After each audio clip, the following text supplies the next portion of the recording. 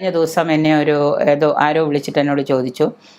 ഞാൻ കുളിച്ച് എല്ലാം കഴിഞ്ഞ് വൃത്തിയായി ഞങ്ങൾ ക്ഷേത്രത്തിൽ പോയി കഴിഞ്ഞ് തിരിച്ച് വീട്ടിലെത്തിക്കഴിഞ്ഞപ്പോൾ ഇങ്ങനെ നോക്കിയപ്പോൾ അർത്ഥവമായ പോലെ തോന്നി. ഒരു സംശയമായിരുന്നു ആദ്യം. പിന്നെ നോക്കിയപ്പോൾ അങ്ങനെ ആയി എന്ന് തോന്നി. എൻ്റെ മനസ്സ് സാധാരണ ഒരു സ്ത്രീയുടെ മനസ്സിൻ്റെ ചാബല്യവും വളരെ പേടിപ്പെടുത്തുന്ന രീതിയിലാണ് അവരെന്നോട് വിളിച്ച് ചോദിച്ചത്.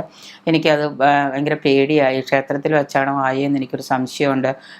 അപ്പോൾ അവർ സ്വന്തം മനസ്സിൻ്റെ ആ ഒരു ധൈര്യത്തിന് വേണ്ടിയിട്ട് പറഞ്ഞു. പുറത്തേക്ക് ഇറങ്ങിയപ്പോഴാണോ എന്നറിയില്ല, എന്തായാലും അങ്ങനെ വന്നു. ഞാൻ വീട്ടിൽ വന്നിട്ട് എനിക്ക് ഭയങ്കര വിഷമം. ഞാനിനി അതിന് എന്ത് പ്രായശ്ചിത്തമാണ് ചെയ്യേണ്ടത്? അത് ദോഷമാണോ? എന്തെങ്കിലും പ്രശ്നം ഉണ്ടാവുമോ? എന്തെങ്കിലും ഭയങ്കര ബുദ്ധിമുട്ടുണ്ടാവുമോ എന്ന് ചോദിച്ചു. ആ മനസ്സിൻ്റെ പേടിയും അതിൻ്റെ പ്രായശ്ചിത്തവും തന്നെ ഏറ്റവും വലിയൊരു പ്രായശ്ചിത്തമാണ്. പിന്നെ അങ്ങനെ സംഭവിച്ചു എന്നുള്ളത് കൊണ്ട് നമ്മൾ എന്താണ്, അപ്പം തന്നെ വീട്ടിലെത്തിക്കഴിഞ്ഞ ഉടനെ തന്നെ പോയി കുളിച്ച് വൃത്തിയായിട്ട് അഴുക്ക് വെച്ച വസ്ത്രങ്ങളൊക്കെ മാറ്റി വൃത്തിയായിട്ട് ശുചിയായിട്ട് വന്നിരുന്ന് മനസ്സുകൊണ്ട് നമ്മൾ പറയാം, ഭഗവാനെ ഞാൻ അറിയാതെ സംഭവിച്ചതാണ്. പ്രകൃതിയുടെ നിയമമാണ് ആർത്തവം എന്ന് പറയുന്നത്. ആരും മനഃപൂർവ്വം വരുത്തി വയ്ക്കുന്നതല്ല. നമ്മൾ അമ്പലത്തിൽ പോയി നിന്നിട്ട് അതാവുന്നവർ അമ്പലത്തിൽ പോയി നിൽക്കുകയല്ല ചെയ്തത്. നമ്മളുടെ ആവശ്യത്തിന് നമ്മൾ ദേവതയെ കാണാൻ ചെന്നു, ദേവതയെ കണ്ട് ക്ഷേത്ര ദർശനം നടത്തി തിരിച്ചിറങ്ങി. അപ്പോൾ അങ്ങനെ ഒരു സംഭവം വന്നു എന്നുള്ളത് പ്രകൃതിയുടെ ഒരു പ്രത്യേകതയാണ്. അത് പ്രകൃതിയാണ് സ്ത്രീയെ ഇങ്ങനെയാക്കുന്നത്. അമ്മയാവാനുള്ള ഒരു പ്രോസസ്സാണ് ആർത്തവം. അപ്പോൾ അതുകൊണ്ട് അങ്ങനെ സംഭവിച്ചെന്ന് വിചാരിച്ച് നമ്മൾ മനസ്സ് വല്ലാണ്ട് ബേജാറപ്പെട്ട് അതിനുവേണ്ടി പോയി ആത്മഹത്യ ചെയ്യാനൊന്നും ആരും പോകണ്ട. അതിനൊരു പ്രായശ്ചിത്തം എന്ന രീതിയിൽ മനസ്സുകൊണ്ട് നമ്മൾ സംഭവിച്ചു, ഭഗവാനെ എന്നോട് പൊറുക്കണേ, ഞാൻ അറിഞ്ഞുകൊണ്ടല്ലല്ലോ എന്ന് പറയാം. ഭഗവാൻ അറിയാം തെറ്റും ശരി എന്താണെന്ന് ദേവതകൾക്കറിയാം. ദേവതകൾ ഒരിക്കലും നമ്മളെ അങ്ങനെ അപ്പം തന്നെ പിടിച്ചു നിർത്തി അങ്ങനെ നീ അമ്പലത്തിൽ വെച്ച് ആർത്തവായോ, പുറത്തേക്ക് കടന്നപ്പോൾ നീ ആർത്തവായോ, നീ ക്ഷേത്രത്തിൽ വരാൻ ശ്രമിച്ചത് എന്തിനാ, സമയം അടുത്തെങ്കിൽ ക്ഷേത്രത്തിൽ വന്നത് എന്തിനാ, എന്നാൽ ഇരിക്കട്ടെ നിനക്കൊരു ശിക്ഷ എന്നല്ല പറയുന്നത്. നമ്മൾ മനസ്സുകൊണ്ട് പ്രായശ്ചിത്തം ചെയ്യുന്നു. ഒരിക്കലും നമ്മൾ അറിഞ്ഞുകൊണ്ട് ഒരിക്കലും ഈ ഒരു സമയത്ത് ക്ഷേത്രത്തിൽ പ്രവേശിക്കില്ല. പോയി തൊഴുത് മടങ്ങി തിരിച്ചു വന്നപ്പോൾ അങ്ങനെ കണ്ടു. അപ്പോൾ നമ്മൾ ചെയ്യേണ്ടത് അതൊരു പ്രായശ്ചിത്തമായിട്ട് കണക്ക് കൂട്ടുക. ഒരിക്കലും നമ്മൾ അറിഞ്ഞുകൊണ്ട് തെറ്റുകൾ ചെയ്യാതിരിക്കുക. പിന്നെ വ്രതമെടുത്തു എന്ന് വിചാരിക്കുക. ഒരാഴ്ച നമ്മൾ ഒരാഴ്ചക്കാലം വ്രത ഉപവാസമൊക്കെ എടുത്തു. ഷഷ്ഠിയുടെ അന്ന് രാവിലെ നമുക്ക് ക്ഷേത്രത്തിൽ പോകാൻ സമയത്ത് നമ്മൾ നോക്കിയപ്പോൾ നമുക്ക് സാധിച്ചില്ല. അങ്ങനെ സാധിച്ചില്ല എന്ന് വിചാരിച്ച ഉടനെ മനസ്സുകൊണ്ട് നമുക്കൊരു മനസ്താപം ഉണ്ടാവും. അയ്യോ എനിക്കത് സാധിച്ചില്ലല്ലോ, എൻ്റെ ആഗ്രഹം പൊലിഞ്ഞല്ലോ, ഞാൻ 12 ഷഷ്ഠി എടുക്കാൻ നോക്കിയിട്ട് 11ാമത്തെ ഷഷ്ഠി വന്നപ്പോൾ മുടങ്ങിപ്പോയല്ലോ. നിങ്ങൾക്ക് അങ്ങനെ സംഭവിക്കാറുണ്ടല്ലോ. നമുക്ക് പലർക്കും സ്ത്രീകൾക്ക് സംഭവിക്കാറുണ്ട്. ചിലവർക്ക് ഈ ഒരാഴ്ച ഉപവാസം എടുത്ത് ചിലപ്പോൾ ഒരു 5 ദിവസം കഴിഞ്ഞിട്ടായിരിക്കും ആർത്തവ ചക്രം വരിക. പക്ഷേ ഇതിപ്പോൾ ഒരാഴ്ച ഭക്ഷണം കഴിക്കാതെ ചൂടോടെ നമ്മൾ ശരീരം ഊഷ്മാവ് കൂടിയും താന്നും ഇരുന്നും ഭക്ഷണം കഴിക്കാതിരുന്നു, ഹെവി സ്ട്രെസ്സ്, ഇത് വരുമോ എന്നുള്ള സ്ട്രെസ്സിൽ ഇങ്ങനെ ഇരുന്നു. അവസാനം വരുമോ എന്ന് കാത്തിരുന്ന ആൾ വരാതെ പറ്റൂലല്ലോ. അങ്ങനെ വന്നതാണ്. നമ്മൾ ആദ്യം ഒരു കാര്യം ആലോചിക്കേണ്ടത്, വ്രതം നോക്കാൻ ശ്രമിക്കുമ്പോഴും ഉപവാസം നോക്കാൻ ശ്രമിക്കുമ്പോഴും നമ്മൾ പൂർണ്ണമായിട്ടും മനസ്സങ്ങ് അർപ്പിക്കുക എല്ലാ കാര്യത്തിലും. ഇതെനിക്ക് ചെയ്യാൻ സാധിക്കും. എന്തായാലും കറക്റ്റ് 28ാം തീയതി എനിക്ക് വരുന്നുണ്ടെങ്കിൽ 28ൻ്റെ അന്ന് വരുമെന്ന് ഉറപ്പുണ്ടെങ്കിൽ, ഇന്നിപ്പോൾ മാർക്കറ്റിൽ ടാബ്ലറ്റൊക്കെ കിട്ടും, ഒരു ഡോക്ടറെ കണ്ട് ചോദിച്ചാൽ ചിലപ്പോൾ കിട്ടും. പക്ഷേ എല്ലാവർക്കും അത് കഴിക്കാൻ പറ്റില്ല.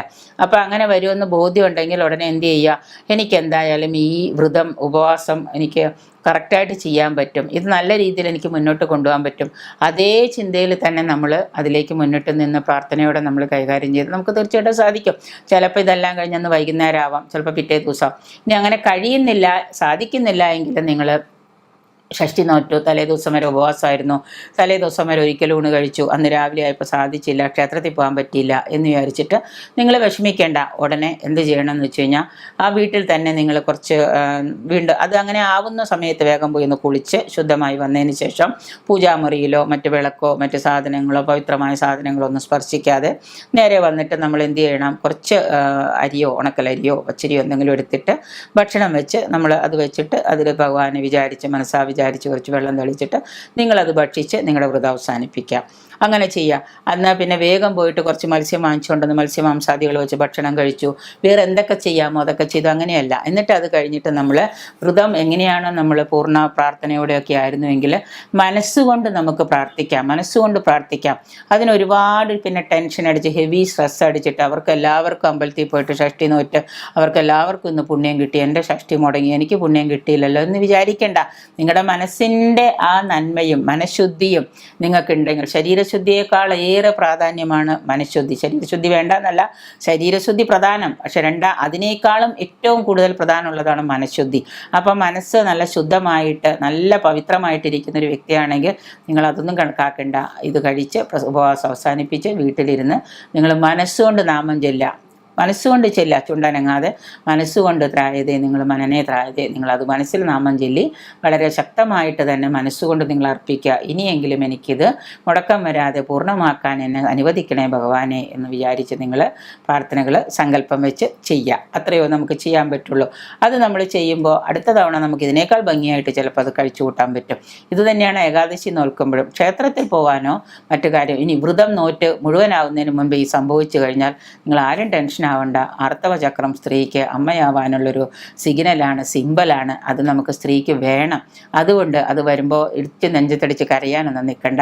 ആരും ആ വ്രതത്തിൻ്റെ ആ ഒരു ഊഷ്മളത നഷ്ടപ്പെടാതെ വൃത്തിയായിട്ട് കുളിച്ച് വന്ന് അതുപോലെ തന്നെ തീർക്കുക.